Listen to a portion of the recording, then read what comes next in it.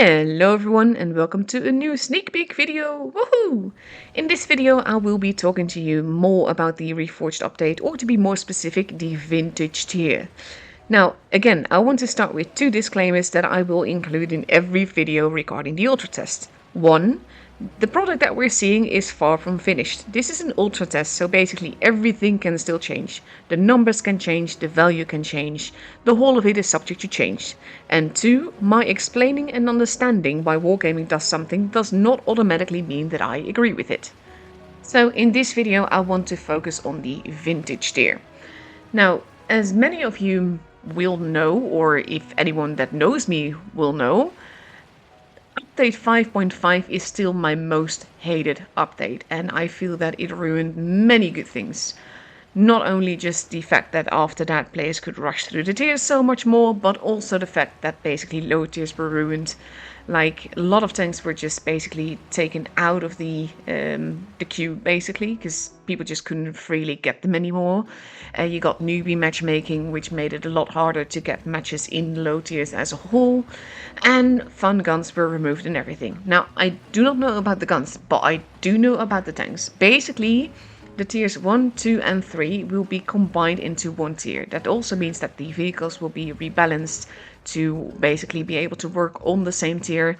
I do not know all the balance changes yet because vintage tier is still very much a work in progress, but I felt it deserved its own spotlight anyway, because in a way, up to a certain level, this kind of reverses the whole update 5.5, because you will actually be able to get these tanks, even if it is with gold, because they're collector tanks, and even if they might be more expensive than if there was an offer in the store, but still they're more available again. And not just that, vintage mode will basically have its own, well, let's say game mode. It's not like they will not be part of the main game. They will not be part of fun modes. They are not part of fun modes now either, but they will be sort of like its own mode. So vintage tier tanks will only meet vintage tier tanks. So basically we get to seal club again. And it's not just seal clubbing, because obviously anyone can come here and everything, but the fact that you can actually freely get these, well, not freely because gold, but you can get these tanks again, and the fact that you can play these tanks more freely again, I love that. I love that we will have the vintage tier. I love that they will have basically their own mode, and I sincerely hope to meet many people there, because I probably will spend quite some time there as well, because it's just fun. And of course, wargaming doesn't mean this to be like a main mode. They don't mean it for people to be spending loads of time here, but the fact that we can, and the fact that hopefully it will not be affected by queue times as much now, because with it being its own mode and it not being a part of ranked or anything like that, queue times should hopefully be shorter as well, because newbie matchmaking hopefully doesn't apply to this. So I'm actually really looking forward to it. Like I said, in a way, this undoes part of update 5.5. Except for the fact that you have to buy the tanks for gold rather than for credits, which you could do when the tanks were part of the Tech 3 tanks before.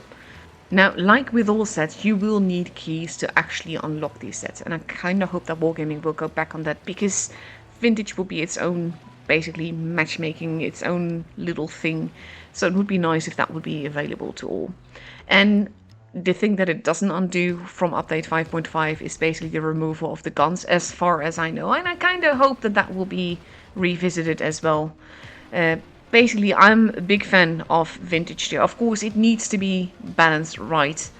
But the fact that the low tiers are actually getting some love again, that it's worked differently so that it basically is more accessible as well as available, is something that I really, really like. Because when I don't want serious gameplay, when I just want the pure chaos, the low tiers is where I go. And in this case, I can pick any low tier tanks rather than just a few tier 3s that I will play, because I don't want to be bottom tier in a low tier match. So yeah, I definitely see the potential of this. I really hope that we get some old guns back as well, like with more shells and maybe some derp. And we know that the low tiers will be rebalanced for this. That's also why we got the Kaniotsu in a bonus code, because they announced then as well that it will be rebalanced, which is part of the whole move to the vintage tier. So everything will be rebalanced, everything will work somewhat differently. 3 tiers will be in 1 tier together, but we get our own little monsters back and they will be playable, so in their own mode and everything. So yeah, I am kind of hyped about that because I am a Steel Club as well, so I will be looking forward to taking them out for a spin again. I didn't really want to include this in my set video because A, that was long enough, and B, in my opinion, this deserved its own little spotlight, so hopefully I did it justice. So yeah, that's it really. I'm going to end with the same disclaimer that I'm going to end all my Ultra Test videos with, so here we go.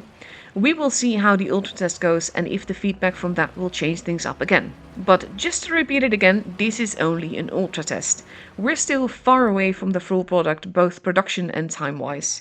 It is not like us testing things this upcoming week will mean it will be released the week after that or something. So when testing, keep that in mind, and if you want anything to change, make sure that your feedback is constructive and civil. The moment that you start cussing or insulting, there's a good chance it will be written off and just not heard. So while all the frustrations and emotions running high are completely understandable, it is in all our best interest that the feedback given to Wargaming, both positive and negative, is constructive and civil. So that's it for me for now. Please keep the above in mind and we will see what the future brings us together. Bye bye!